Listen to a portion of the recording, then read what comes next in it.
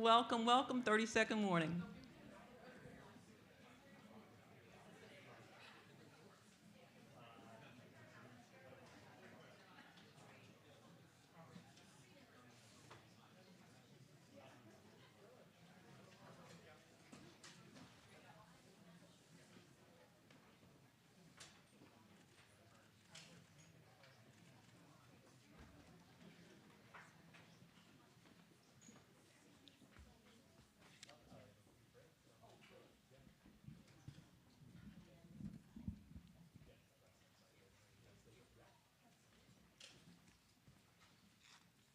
Good evening. Good evening. Welcome to the African American Workshop and Lecture Series. We thank you most sincerely for joining us on this rainy January evening for another wonderful presentation of the University of Oregon's African American Workshop and Lecture Series. Now, as you will recall, this series was established as one of the 12 demands of the Black Student Task Force, and the purpose of the series is to facilitate a better understanding of and appreciation for the vast contributions of Black people across the country and the world. It is my pleasure to welcome to the stage President Scholz, who is tonight introducing Althea Banda-Hansmann, an amazing coach, strategist, and transformational leader from South Africa. Please welcome him with a hearty applause as he introduces our speaker.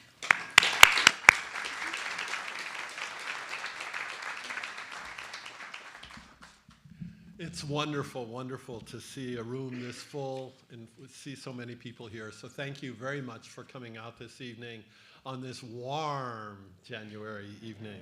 Much appreciated. And thank you, Dr. Alex Asenso. And again, welcome everyone to the second event of this year's African American Workshop and Lecture Series. I have the pleasure and really true honor this evening of introducing you to tonight's speaker in this series, Althea Banda-Hansmann. Althea is the founding director of Transforming Moments Consulting, where she facilitates individual, relational, organizational, and societal transformation. She has more than 30 years experience in diversity, equity, inclusion, leadership development, and organizational development. She has led industry-wide, broad-based Black economic empowerment projects and works globally facilitating change in organizations. I'm especially interested in the message she will share with us this evening. The title of her talk is Coming Home to Belonging, Principles and Strategies for Institutional Change. Many of you know one of my priorities is for everyone at the University of Oregon to feel like they belong, that this is their university, and they have a place to be their authentic self. In creating belonging, everyone, I hope, will have a greater opportunity to succeed and to flourish. This idea of flourishing is, I think, more ambitious still. It encapsulates, or at least one conceptualization of it, encapsulates the holistic development and thriving of every individual within our diverse community. I would like to think that it goes beyond academic achievement and encompasses belonging, well-being, personal growth, resilience, and a sense of purpose. Part of Althea's talk will be about the felt sense of belonging as a strategic intention and outcome of diversity, equity, and inclusion, and about being stewards of belonging in organizations. I love that concept, stewards of belonging in organizations. How profound is that? Because we can all play a role in creating that culture of belonging, and in doing so, we can all contribute to create a campus of flourishing. I can't tell you how much I look forward to the talk. I can't tell you how grateful I am that you have chosen to come to the University of Oregon. I now present you to a very warm applause, Althea Banda-Hansmann.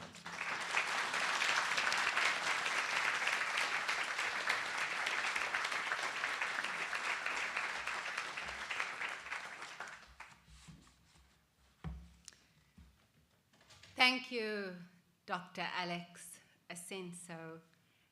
and President Scholz for that very warm welcome. It's so lovely to be here, and I'm appreciating the entire University of Oregon community that made me feel at home and welcomed me. I just want to give a shout out to Yvette.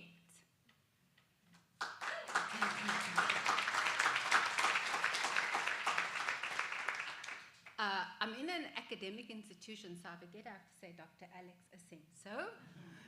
I just want to give an appreciation,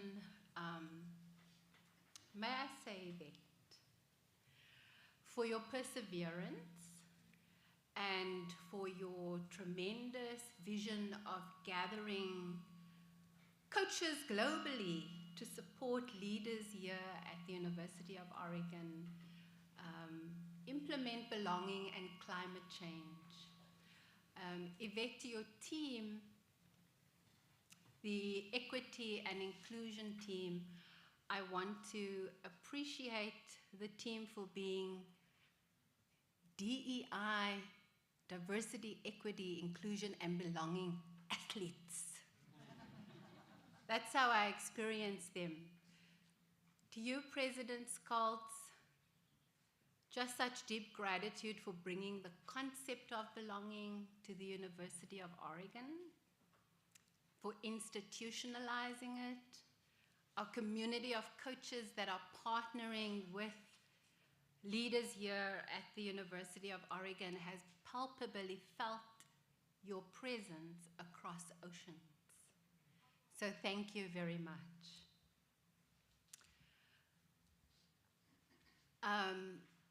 Perhaps just to share a little bit about myself. I saw the screen was up quite a while ago, just as I was thinking about my husband. So it's 3 o'clock in the morning in South Africa. So hello, Jürgen, I know you're watching. Just a little bit about me. This was one time, and I still do, it's part of my identity, that I describe myself as a mixture. I am a black mixture. In South Africa, black means African, people of mixed descent. The South African government gave us the name colored. The apartheid government gave us the name colored because they didn't know what to do with people who come from mixed racial descent.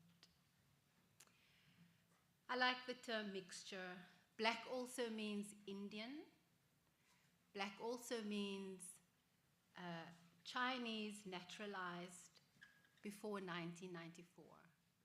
So it's a wonderful example of how race is a social construction, and we call black and white different things. But I am a mixture.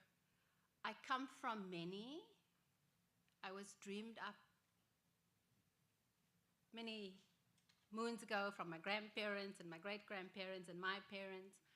I am loved by many. I love many, and my work is for many. I am an integration of past, present, and future.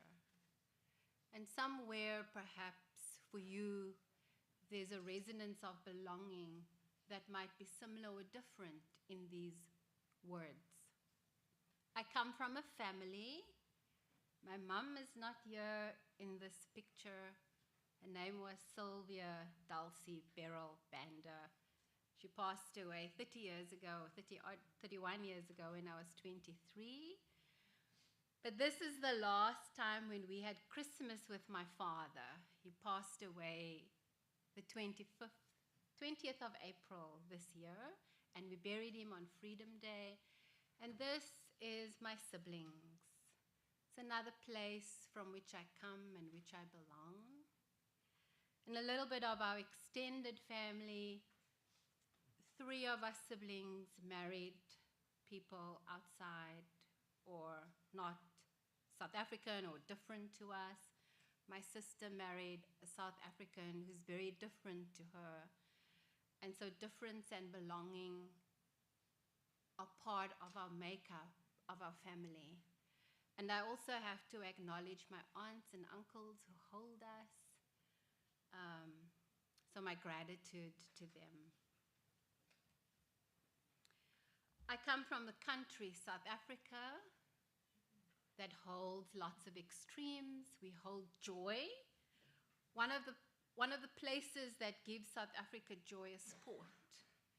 So in 2010, there was a great sense of welcome and belonging as South Africa hosted the 2010 World Cup. And last year, there was a wonderful homecoming parade for the rugby team that won the 2022 Rugby World Cup. So we hold joy and we also hold struggle. Deep, deep struggle from the vestiges of apartheid and the vestiges of colonialism. This is a picture somewhere about 15 minutes from my home.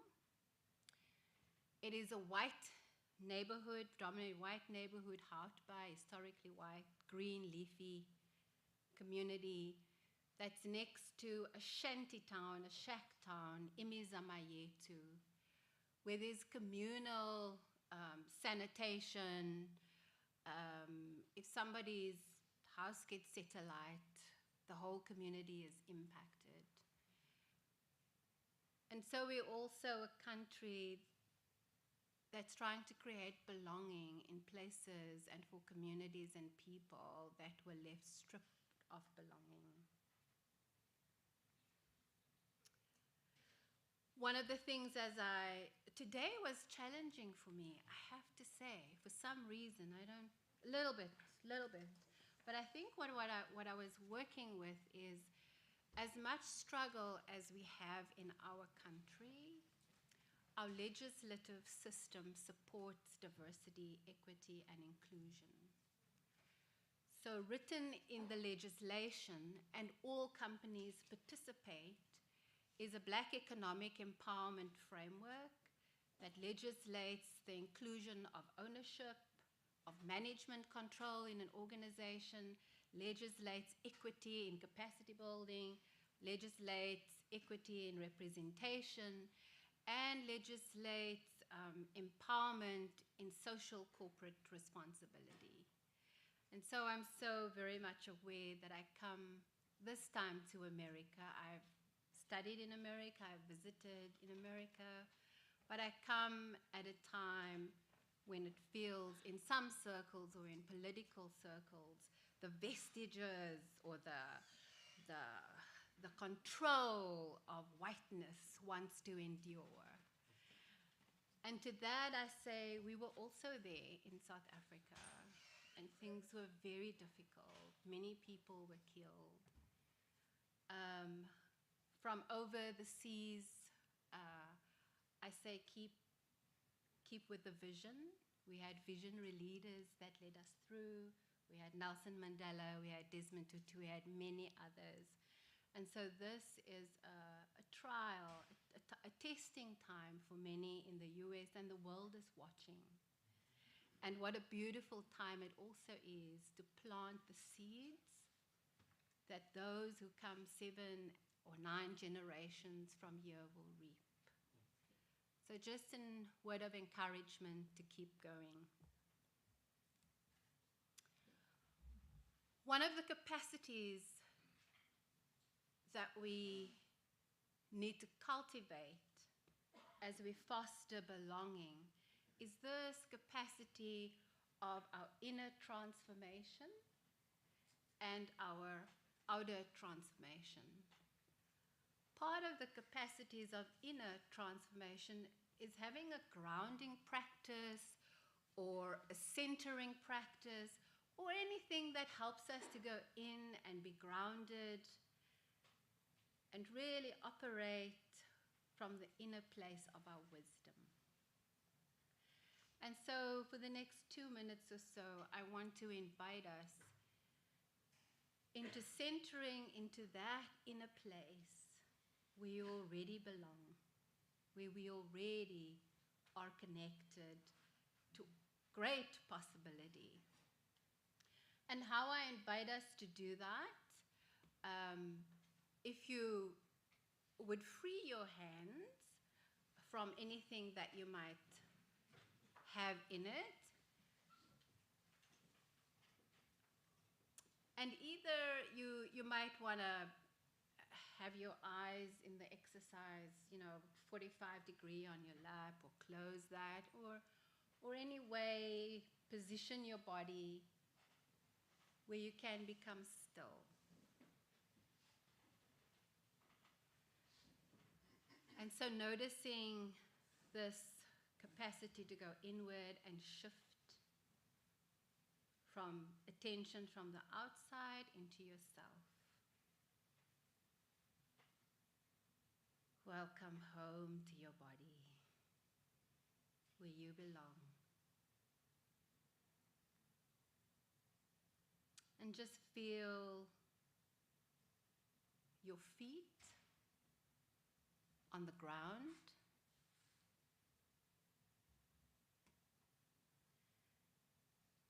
Feel the ground of the indigenous people of Eugene, the Kalapuya Iliha people. And just give gratitude and thanks to the ancestors of this land. We recognize what colonization has left the community with.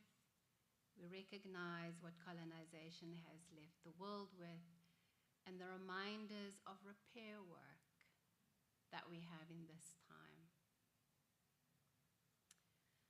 And so take 3 breaths into your belly.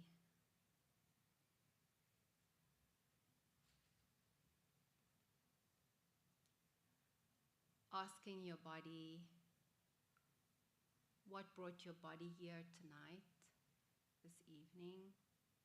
And just notice what arises. And noticing what your hopes for yourself is around this topic of belonging.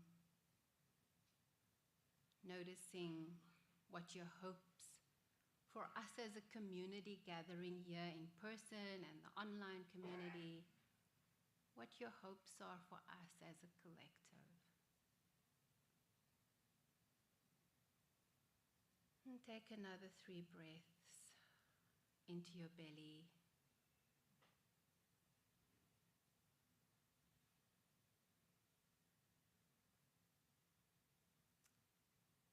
When you are ready, you can gently and slowly open your eyes.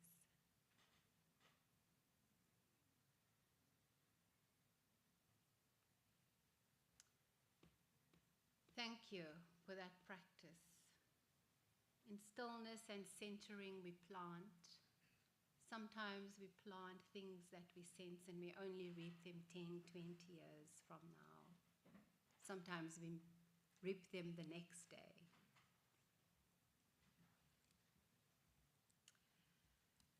So, to create a culture of belonging and a flourishing campus community, we must understand what belonging is and how it relates to equity, inclusion, and diversity. We also have to attend to our inner capacities, our interior condition, through self-care, through communal care, because the quality of our self-love and the quality of our self-care impacts the quality of our care for community. It impacts the outcomes of our work and the change that we want to drive. And to create a culture of belonging, we need to empower leaders. This is leaders, anyone who's interested in the development of others. So we have to empower leaders to be good stewards of institutional energy in ways that bring about belonging, full engagement, and flourishing.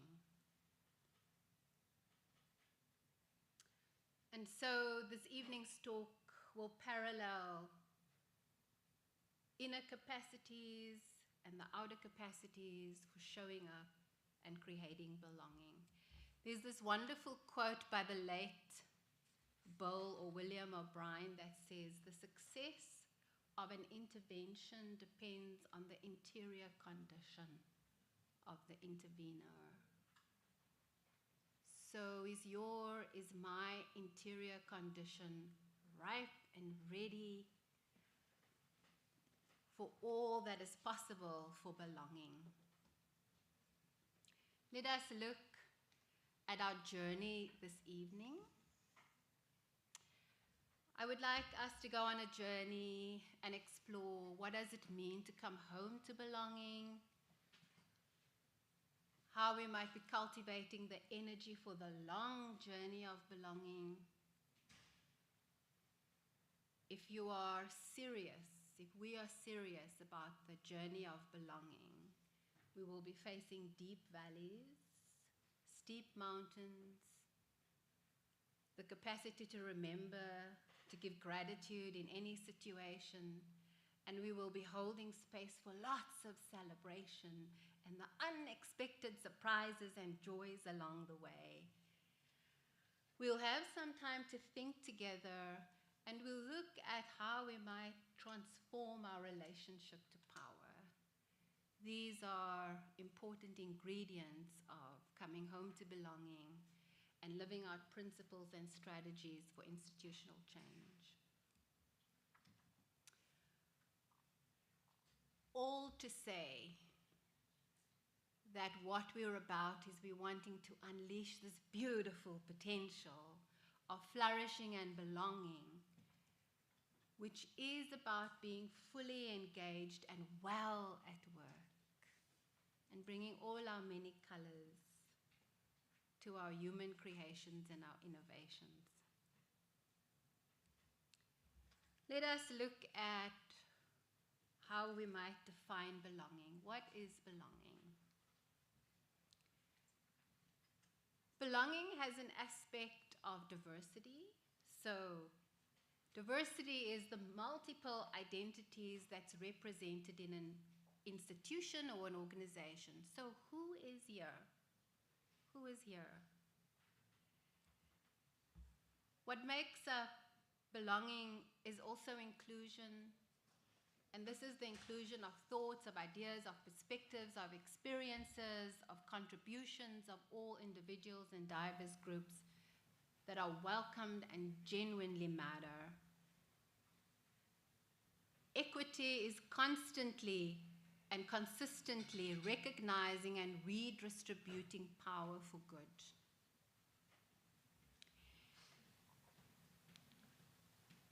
If we only have diversity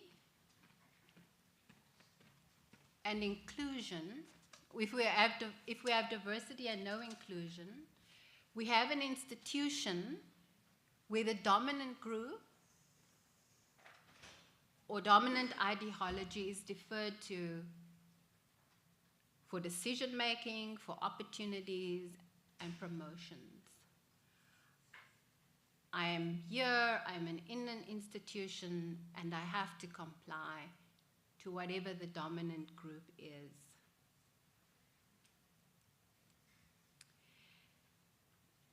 If we have inclusion without equity, we have an oversaturation of similarity, a homogeneous culture, and simplified points of view.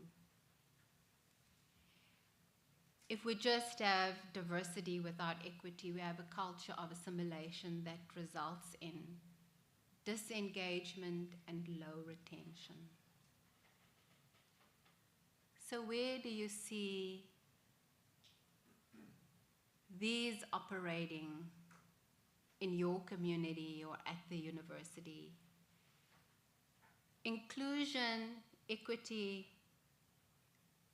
and diversity enable belonging.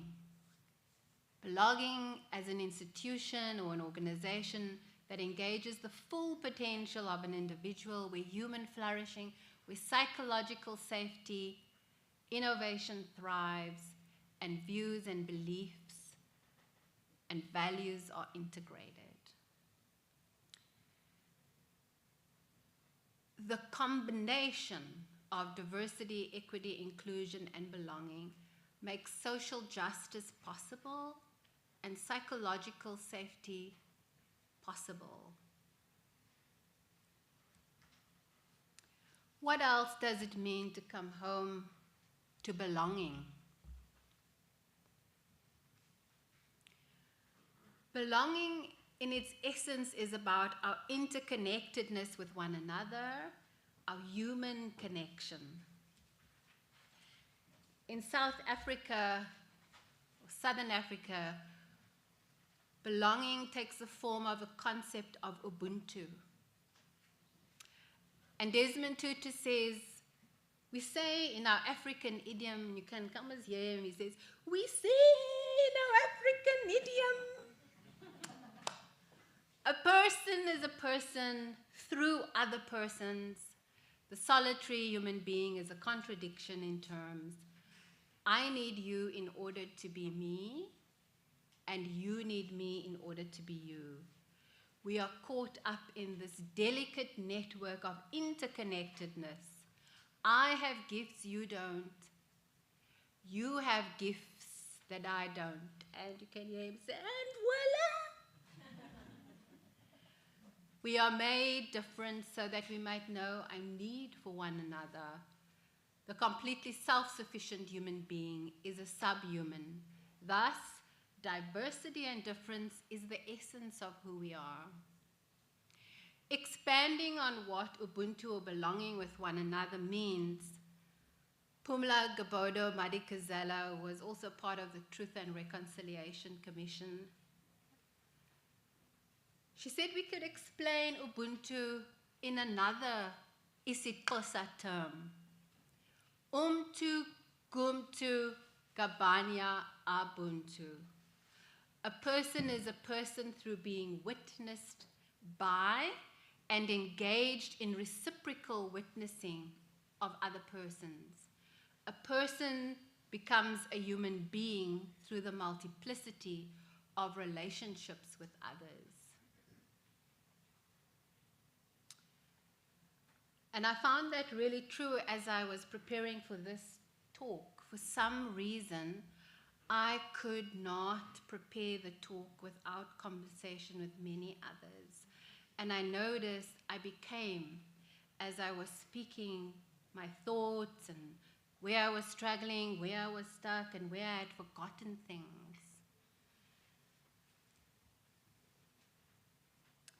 The capacities of belonging invite us to discover who we are. So who we are individually and to discover the people around us. It invites us to remember who we are. Sometimes we forget because we are caught in our socialization around inferiority or internalized inferiority, which is taking the imprint of the identity of the dominant group within us, and that just stays with us. Or we forget who we really are by being overly attached to our dominant identities or privilege. So it's remembering. The capacities of belonging invite us to let go of these attachments that we socialized into. Attachments of dominance, attachments of internalized inferiority. It invites us to bridge divides and to befriend conflict. There is no home without embracing our shadows and the things we're afraid of, and the conflicts. The capacity to create belonging invites us to become healing and inclusive leaders. Our hearts break for the many places of suffering in the world. And when we connect to the wisdom of noticing and witnessing the suffering, there is some wisdom that encourages us for the way forward to be more human and to be more into our belongingness. We cannot cultivate belonging without learning and unlearning. The capacities of belonging invite us to model a new way of leadership, a new relationship with power. It invites us to heal and release the trauma stored in the body, even at least if we only are belonging to ourselves. I was in the gym the other day. I went back to the gym after 16 years not being back in the gym. Remind me, I'll talk about that a bit earlier. So we're doing stretches and the teacher's telling us, okay, go down, downward dog, and put your feet up and down. And in the instant I was putting my feet up and down, all these memories came back of how the military and the police were chasing us, and the sensations in my body. And what I noticed is my eyes, I don't know, had a particular feeling that it gets when there's deep tears. And then this big drops fell on the mat, and I noticed that. And I welcomed that, because that was a release of trauma, of memory stored in my body. And I know when I do that work, I can be more present and hold space for others who have their traumas. And so this is the work for all of us, where we have the traumas and the wounding. It invites us to care for ourselves and community. Belonging helps us stay awake. Don't go back to sleep. Waking up can be a very rude awakening. And the invitation is to stay awake and aware. It invites us to repair. And all of this creates connection. All of this helps the wonderful connection of belonging. So,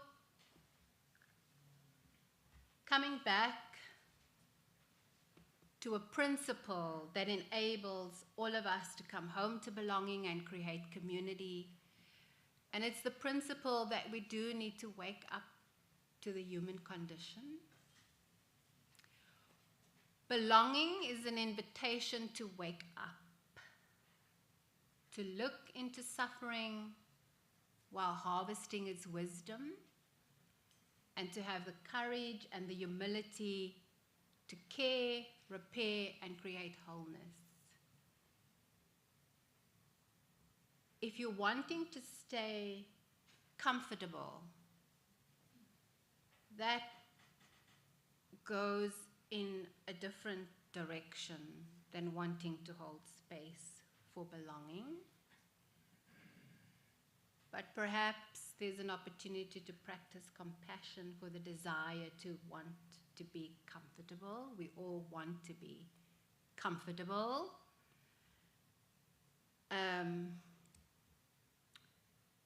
So when we look into suffering and harvest the wisdom into suffering, I'm reminded of the words of, I just forgot his name, the author of Leading into the Emerging Future. I have to Google that.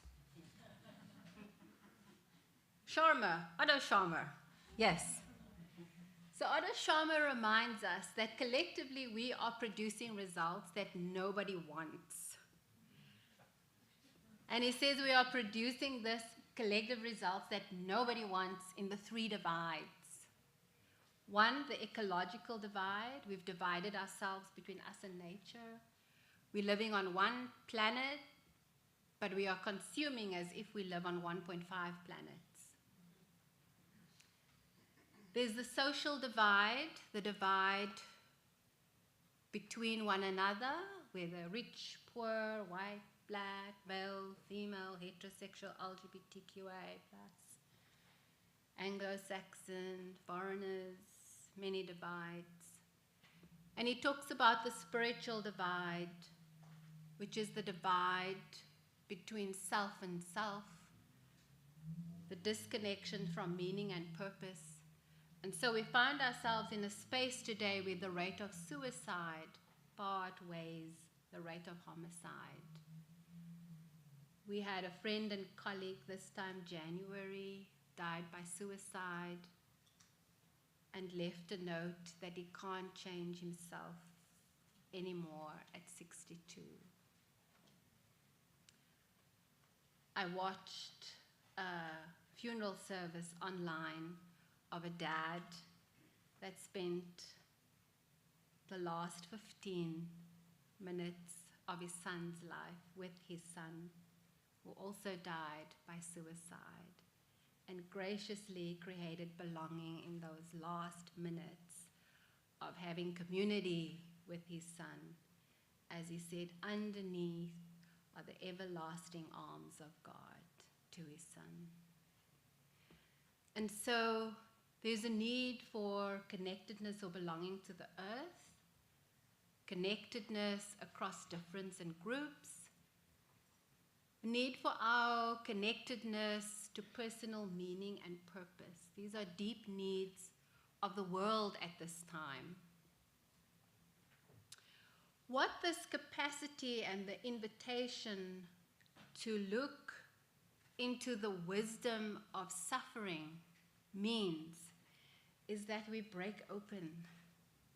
We break open to something that we didn't have access to. There is some things that come only because of suffering. And perhaps I talk a lot about suffering because in South Africa we experienced lots of suffering. And there was no other way but to look into suffering to bring about some change that we desire. And so what does breaking open look like if we're wanting real belonging? It might look like waking up to the realization of pain and loss, of not belonging to one another. And so, in your context, in my own looking and seeing, we were reminded of the places in this country and other places in the world where we still need to cultivate belonging. When we saw the murder of George Floyd, we saw so many pictures and images of reports of Black people murdered in police custody. We saw the Asian community impacted. And so breaking open to that loss, I remember all these events and traumas that were happening. And one day, my husband said, this again happened. And I am not living in your country. And I thought, how much more? How much more? But the world was broken open to the suffering. In the Buddhist tradition, they have a practice that I learned to sit with suffering, to look into suffering, called Avalokiteshvara, and the monks and the nuns have a beautiful piece of music.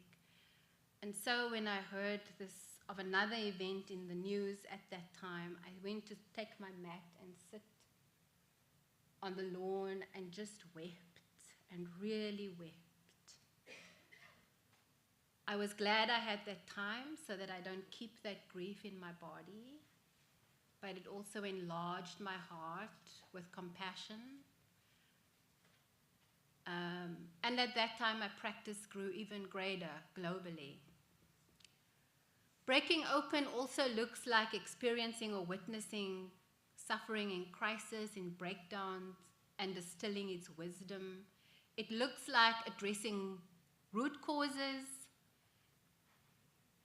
It looks like longing to experience and offering that which we did not receive in an earlier life stage to give to ourselves and others. And this morning, I had an opportunity to sit with some DEI leaders at the institution and just to hear some of the leaders commit their efforts to laying the foundations to that which they did not have but want to leave. It looks like the desire for intergenerational wellness and breaking cycles of intergenerational trauma. When I was reading some of the notes from the UO Campus Forum that met with you, President Scholz, I made quite a lot of notes. And this is what I heard the UO Campus Climate Forum says: belonging is for them. It is to be heard. It is to be welcomed in action. I was really taken aback to see the word welcome and being well. That was a word that was repeated over and over and over again. When I came into Washington, D.C. airport, after customs, I went through the gate and my whole being was arrested. It was just arrested. In front of me were two women who stood with a banner, "Welcome home." And I felt like they were welcoming me home. And I just stood there and I looked. And then I went to them, I said, "Can I take a picture? I'm giving this talk about coming home to belonging." I wanted to put the picture in my slide presentation, but never happened. But I can tell the story because I have the memory. And I took the picture and I said, "Who are you welcoming?" "We are welcoming a friend." And they had 3 roses. And then I walked, and right next to them was this tall, red-haired man. I wish I had the picture. So imagine, he has a cat. I don't know what you call it. All I know at my house, it's a cat box where you put your cat in. Maybe this is the norm here in the US, but this cat, I would say it's a mobile cat home. That's what I would call it. So this cat home was turquoise at the back, and it was absolutely transparent and was large. And the cat is sitting and he can look in the world, and I'm like, wow. I said, "Wow, that is wonderful." He says, "Yeah, my cat likes to look at the world and see things." And I'm like, wow, what a great customization of home. And I said, "Who are you waiting on?" "I'm waiting for my wife. She's coming from Nigeria. She spent 3 months in Nigeria." And what I learned in that moment was that belonging and coming home to belonging meant I am wanted. I am prepared for. The 2 women who were waiting for their friends, they were like excited. And so in our leadership, do our very presence of presencing welcome, does it change the atmosphere that even the stranger and the foreigner feels so welcomed, and we are rested and we want to hang around in this space and presence of welcome. So I notice in this community the desire for welcome as an action, a great need for self-care. What I also heard is the time is ripe, and I heard the excitement to cultivate belonging and institutionalize that. And I also heard, but we are exhausted, we are burnt out, we are overwhelmed. So the need for self-care, what it meant for this group in the campus community was care for others. It's meant relating across difference. It meant to be accepted. And together with the self-care was the need for energy renewal, recovery. It meant being supported. And just a practical way that I know the Office of Equity and Inclusion has been offering the support is, I think there are a range of 15 coaches across the world that's supporting leaders. The development of new capacities, it really struck me. The hunger and the want to know what I do with my privilege, the want to know what do we do when we are marginalized communities are not voicing. So there's this real want, the desire for change. And then the desire for fairness and equity. Some words were the time is right, some words were what will be different. So all of this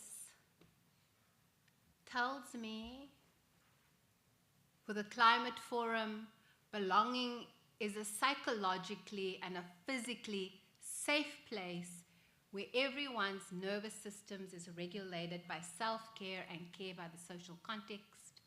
It's a practice of welcoming difference of others and welcoming the forgotten parts of ourselves, welcoming our healing from the impact of oppression as we plan for equity, and actively embodying support and accountability for the campus community to access its personal and collective futures hoped for. That's a big thing. That's a wonderful thing. And so, having listened to what I shared so far, I want to turn this over for you to do some thinking in a moment. And I want to invite you to do some thinking in thinking pairs on this question. Where do you experience the crack and breaking open? Experiencing the crack and breaking open as a fundamental capacity to help us lean into that which is not yet here, but that we desire. I will try to time us, and Kelly is going to also time us for 2 minutes. If you don't have a partner, I encourage you to find a partner. And when you meet with one another, decide who is going to go first. And then the person, so who is going to think first? And the person who thinks first, then the thinking partner is going to first ask you the question, perhaps by name, Joe, where do you experience the crack and breaking open? Recently, as my dad was dying, that was a place where I experienced the crack. In my dad's death and dying, he's 81, I noticed that the crack and the breaking open was holding an awareness of that generation, the silent generation of black men, and what was lost for them, and what their stewardship served my family and our community. And there's only insights that can come from that kind of crack. So you will have 2 minutes each way, and then when you finish, I want to invite you to appreciate one another for a quality that you've seen and admired in one another.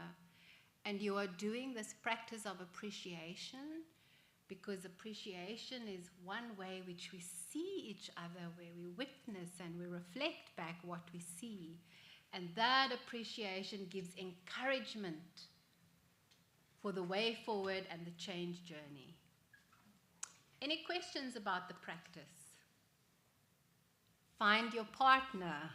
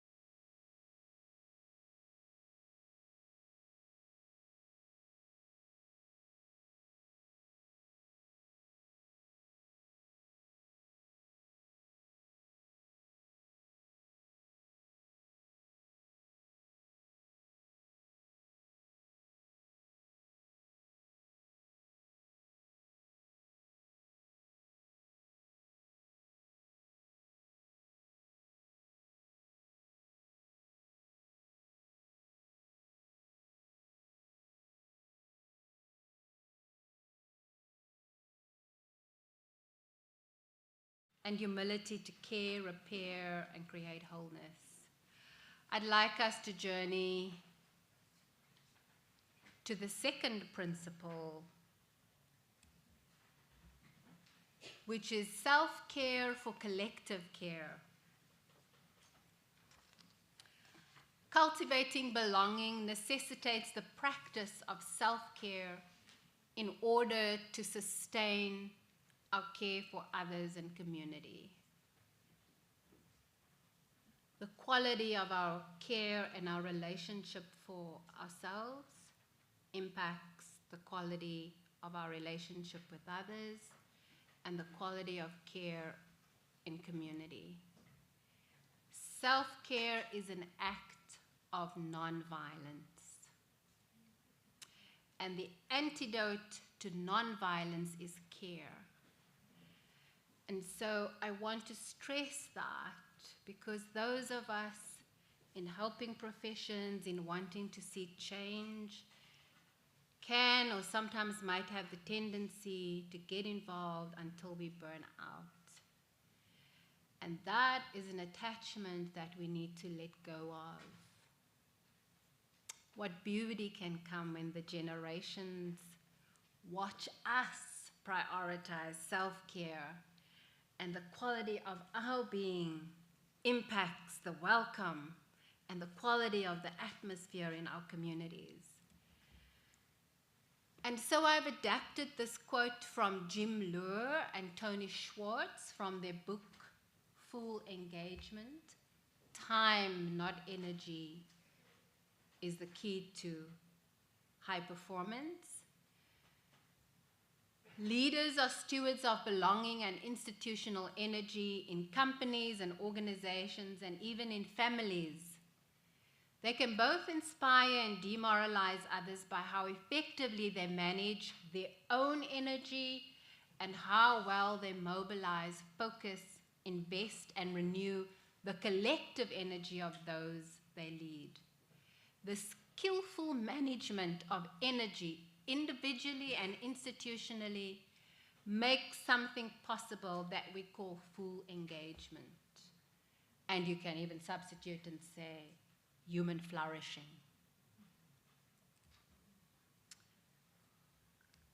So, what does managing our energy look like? Just one moment, sorry. So the skillful management of energy is being physically energized, mentally focused, emotionally connected, and spiritually aligned with a purpose beyond our own self-interest. And in your community, it is the institutional mission of the University of Oregon. And so the question is, how well is your energy charged for the long journey of belonging? Your physical energy, your mental energy, your emotional energy. I have a number of practices and capacities that we can develop to sustain our energy for the long journey of belonging and the journey of self-care and communal care. Tonight, I'm only going to focus on two of these because two of these struck me in my work and encounter with the university and its leaders. Tonight, we're going to be focusing on physical energy and spiritual energy. Physical energy. What does it look like to be fully engaged in our physical energy? It means creating a place for the body. And I love this quote by Madeleine Rusty because it rings true for me. She's an Irish woman or Scottish woman, I think. She says, our personal, I think I adapted this and said our personal and our social bodies. Our personal and our social bodies are places where the most ancient and forgotten stories of our culture are played out. stories which often involve inherited trauma, unprocessed grief, unconscious dysregulation. As a result, we yearn for connective ways of living and interacting with others, yet many of us, consciously or unconsciously, embody disconnective patterns in our moment-to-moment ways of being. Just another way in the sensing of our being and our yearning of our bodies where we long for belonging. And so what does it look like to have physical energy for the long haul of belonging? It means having practices to release trauma.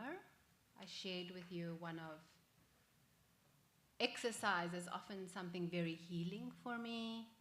There are many different ways of releasing trauma, whether therapy, tray, being in conversation, being in affinity groups.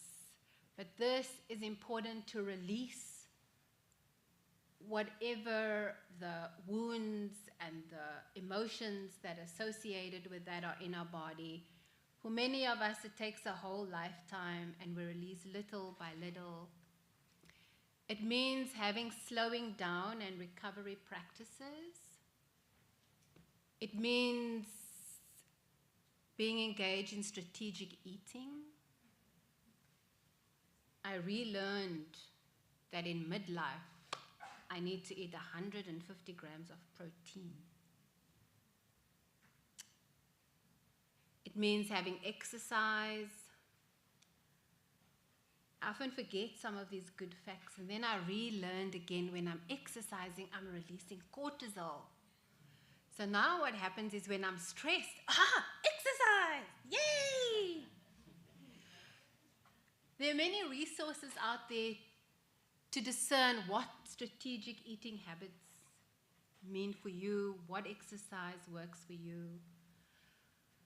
I wish I knew as a teenager, I don't know if I would have been ready for that, but I wish I knew as a teenager that weightlifting is really important in my 40s and 50s.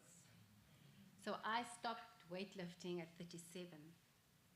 But I'm reclaiming that back.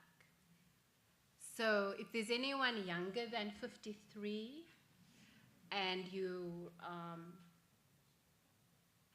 wanting to support your longevity for the work, weight-bearing exercises. So I want to share this energy quadrant because the work of belonging requires energy.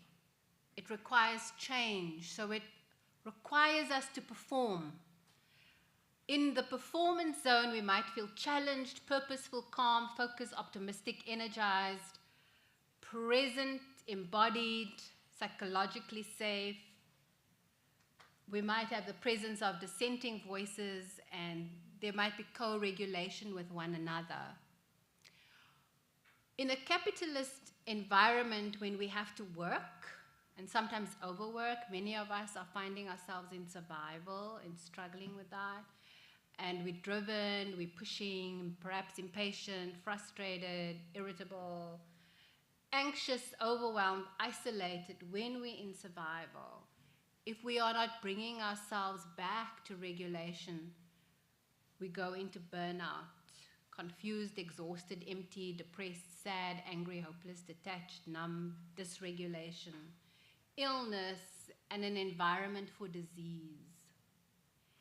If we're wanting to restore our physical energy as a community and individually, we have to make space and time to prioritize, institutionalize practices in the recovery zone, where people are feeling carefree. It's the time of doing things that you enjoy and at ease, peaceful, being non-attached, relaxed, relieved, filled with potential, present and embodied, ready, having psychological safety, ease, and co-regulation with our colleagues.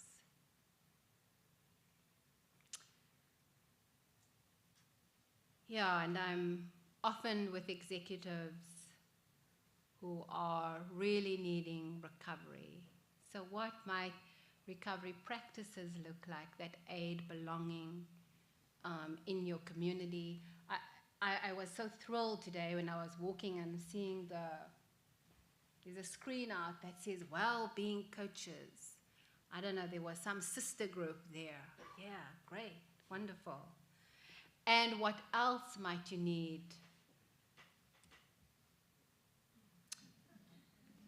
So think about how we can best support the most exhausted versions of ourselves that I hear people talk about, and not just count on the ideal parts of ourselves to show up and save the day. Self-regulation is self-care. And so when we're hearing people say they're feeling overwhelmed, on the self-care barometer, this is either feeling stuck or blocked, withdrawn, hopeless, shame, isolated. There was a great desire for community when I listened to people here at the University of Oregon. At the extremes, we might feel suicidal, depressed, dissociated, and numb. So what do we need to do to bring ourselves back to places of safety where we can go for it in the journey of belonging, where we're feeling grounded and calm and ease, present, peaceful, relaxed, focused, connected, confident, motivated, joyful. So this might be helpful to have some measurements or your own measurements when people say they're overwhelmed. Where are you on the stress barometer? And what might you need to bring yourself back to green, to safety and energy to go for it? Sorry, that's principle 3. Belonging invites us to transform our relationship to power. And so a lived expression of belonging requires us to become inclusive leaders. It requires a commitment to transform our relationship to power, and especially, but not only, to unhealthy forms of white Western power. And I say that intentionally because often what I hear is Oregon is very white. And so there's particular work to be done on ourselves as black and white around race and the dynamics of dominance and internalized inferiority and how we might bring into being that which we most desire beyond the mainstay of white Western power. So, transforming our relationship to power connects us to the spiritual energy, which is having interests beyond our self-interest, and in this case, the institutional mission of the University of Oregon.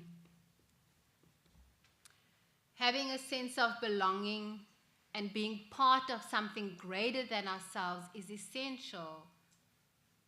It's an essential part of who we are as human beings. The great mystic Howard Thurman says, don't ask what the world needs, but ask what makes you come alive. And go do that. Because what the world needs is people who come alive. The world needs people who are flourishing. And so spiritual energy is about systemic change. It is about living with a healing purpose. It is about having contemplative practices, practices where we go in and be grounded and connect to our wisdom within. And it is about cultivating inclusive leaders. So, when we are creating systemic change, when you are planning and doing your action plans, your diversity plans, There's working at the personal level, aiming to transform thoughts, feelings, and increase awareness.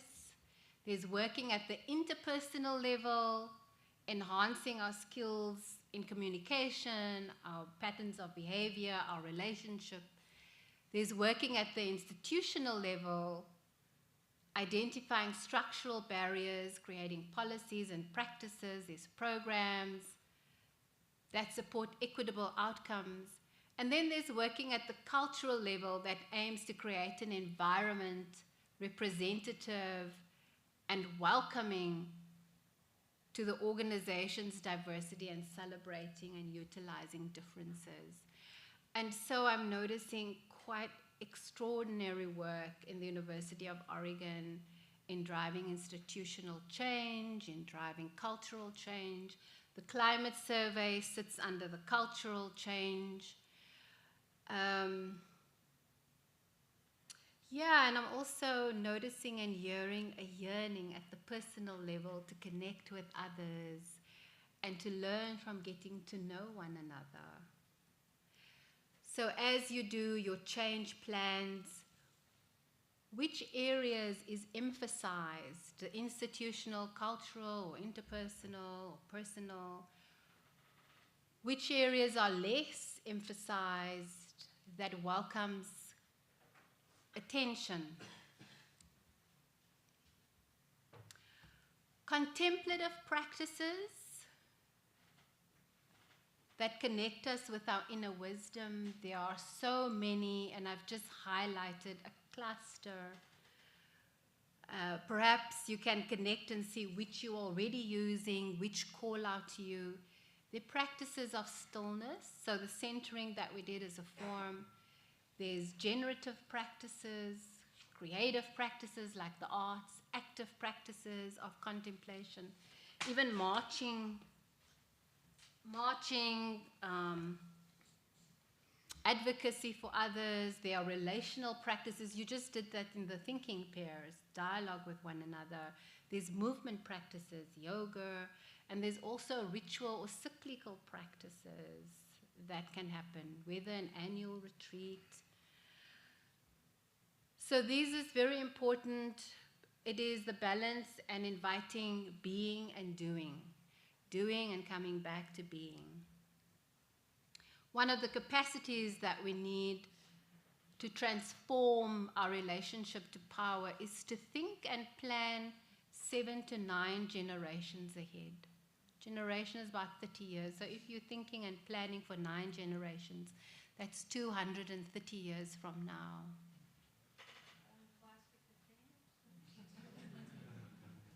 Yeah, so this is a company. Yeah, good question. This is a company called the Seventh Generation Organization. And I gave them as an example because their mission as the 7th generation company, they were formed to inspire a consumer revolution that nurtures the health and the next 7 generations. They were recently acquired by Unilever. The company has taken on even greater healing mission, and that is to demonstrate that doing no harm is just the start. The real aim can and must be for all of us to live and work in ways that actually leave the world a better place than when we arrived. And so what is the healing purpose that you are desiring around belonging? I'm just going to go quickly over this because of time. So if you are interested and drawn to becoming a leader in position and personal leadership, being an inclusive leader, we have to journey through acknowledging our unawareness. And when we acknowledge our unawareness, we are educating ourselves about what we don't know. We are embracing our humility. We are acknowledging that which we don't know. And we also journey into the awareness stage. The awareness stage is that we are aware that we play a role and we are educating ourselves on how to move forward with change. We might be grappling with realities, developing empathy, understanding different group identities, and learning about privilege. When we are in the active stage of becoming an inclusive leader, we are interrupting the status quo to make change happen on multiple levels. We might be creating space for difficult conversations and not just avoiding conflict, and we're leveraging diversity, equity, and belonging as a competitive advantage. And the capacities that we're cultivating here is holding growth and imperfection, because the world is not perfect yet. We are on the way of becoming, and we are accepting failure as part of our growth. There is no growth without failing.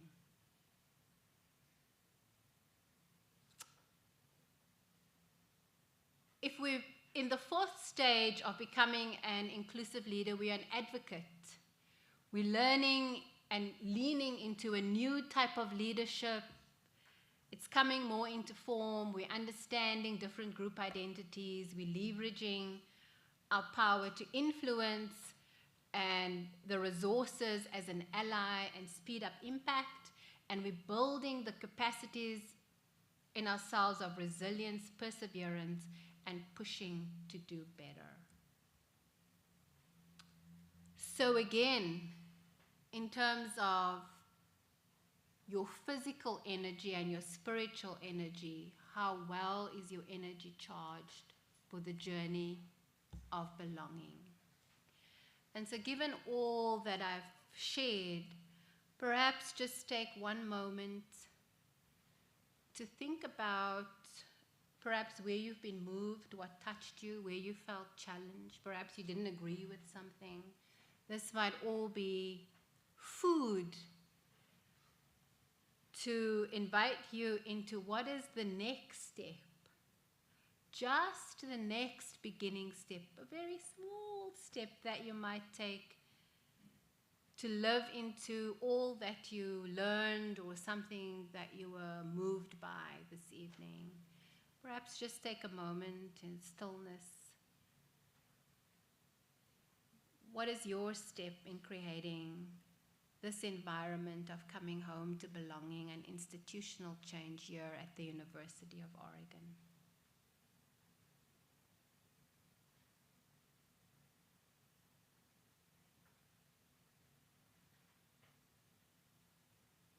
Just notice where in your body you feel that desire to take the next step.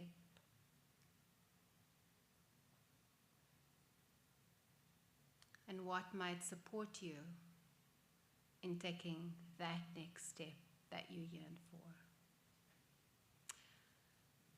I thank you for listening.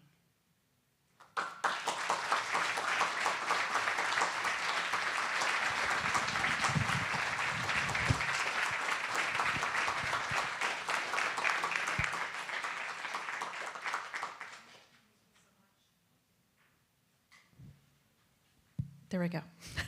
Thank you so much, Althea. That was incredible talk. We have about 10 minutes left. If there are any questions or comments, what was raised for you? I can bring a microphone over.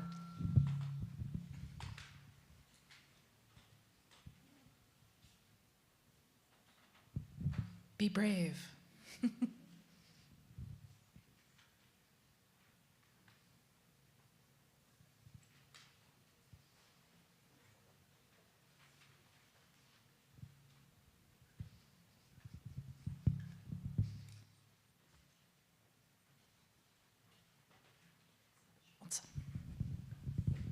Althea, I want to thank you for just a truly lovely talk, but when you asked for the last reflection, I just found my heart joyful with the quotation, "Don't ask what the world needs, ask what makes you come alive.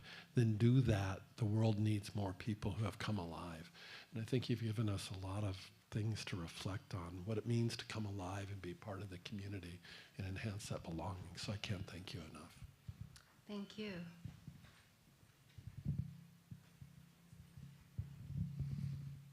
Anyone else?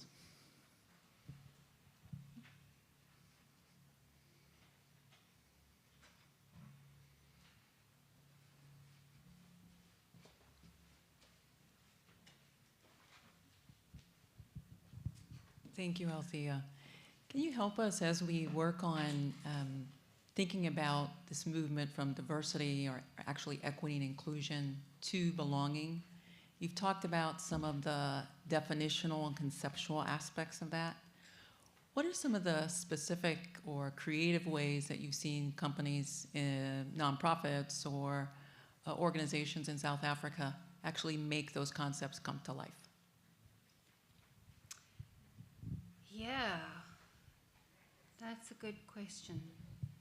So something that you're already doing, which I saw, I call them affinity groups.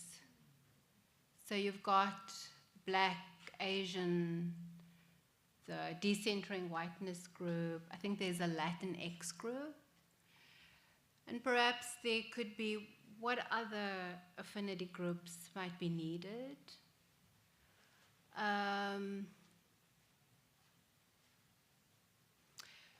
Yeah, so some of the organizations that I'm involved with create space for creating a thinking environment. So how do we talk about some of these topics? How do we listen to one another? I think there's a big opportunity to look at the emotional work of detaching from aspects of our socialization. So maybe that's already being done, but what happens in my experience, companies call me in when there's a problem, right? And University of Oregon has called me because it's creating something. But companies most often call me in when there's a problem. And the problems are all around what wasn't put in place was the preparation for people to be in relationship with one another. So how do we be in relationship? What is my work as a white person? What is my work as a Black person to heal? So I think there's quite some efforts in my context in South Africa around healing the relationships with one another. That's a very big thing. I don't know in your context if that's a big thing. I showed you the contemplative tree. So organizations like Google, other organizations as well, have contemplative practices. Perhaps they might begin a meeting with meditation. So yeah, I think the healing aspect and the contemplative practices to integrate that as if it was normal. It's a day-to-day thing to begin a meeting in stillness or maybe going for a walk. Yeah. So those are two that I can think of in my work. Thank you, Yvette. And by the way, the quote from Howard,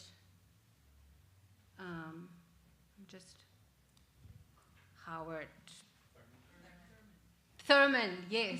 There's a beautiful piece called The Sound of the Genuine. I will pass that on to Yvette if you're interested in reading that. Thank you. Thank you. Oh, we've got one more. Last question.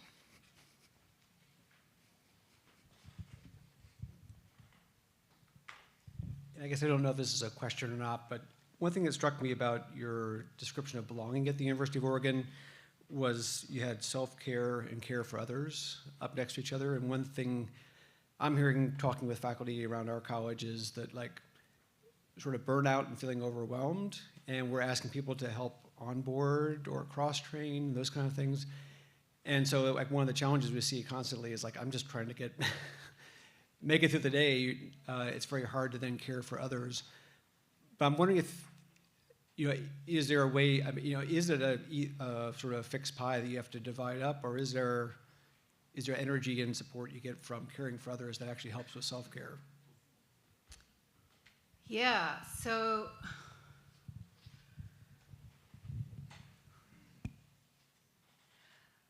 as human bodies, we are in the institution. So the self-care as communal care requires a whole institutional change or a whole team change. Your question was just about dividing yourself up?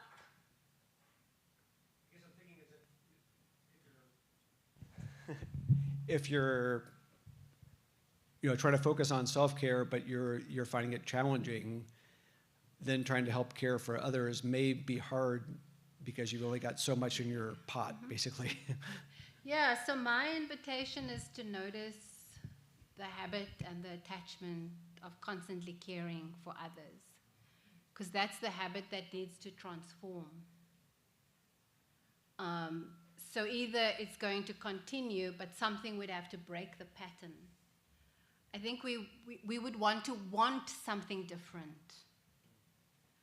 And so how do we reorganize our relationship at home or our relationships in the team to say we are going to have self-care as a strategic priority? It doesn't just happen. And it's one of those things where we are going counterculture at times. And it requires courage and humility to go counterculture. It's one of those things where we just have to be the difference. That's not an easy answer.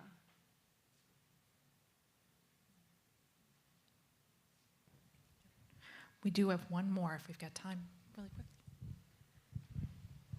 Thank you for all of what you brought today. My name is Charlotte. I'm with DEI, and I just had a question for you about this, what you see as the special or specific thing that coaching brings to the university context, if you could comment on that. We're just getting started over the last couple of years with that as a notion, and I'm just curious how you would talk about that. Yeah, so coaching brings a number of things. Depends the people, the division, but in my experience, a couple of things. When people of color come to me, there's always at the beginning or somewhere a sign of,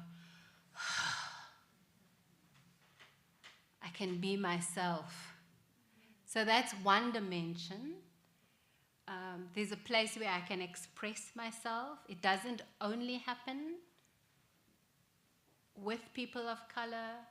Right now, I have permission of this executive. Right now, I'm coaching a white executive who came to me to coaching because he said between the ages of 15 and 40, where he's now at, he's only had a white manager, never had a black coach, never had anyone different to him.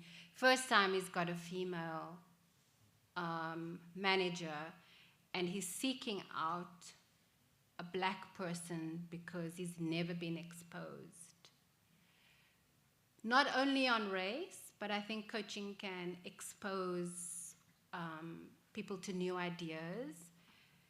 In my experience, what I have found with the University of Oregon leaders that I'm coaching, it's a space for many to sometimes say things that they haven't said before, and to have the space to think. And instead of being in the competition of talking, but just a space to think. In my particular way of coaching, I know that the body holds a lot, and so most people who come to me will experience use of somatic intelligence that informs them. And I think coaching empowers people to practice and just have courage to go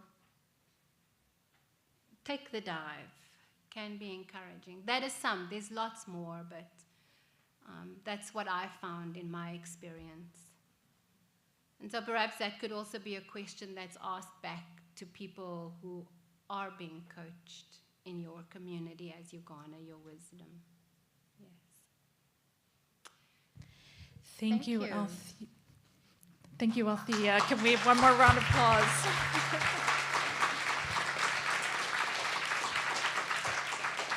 On behalf of the Office of the President and the Division of Equity and Inclusion, we want to thank you all for taking your valuable, precious time to be with us this evening. We know it is valuable, and we appreciate you being here. It is a collective work we do here.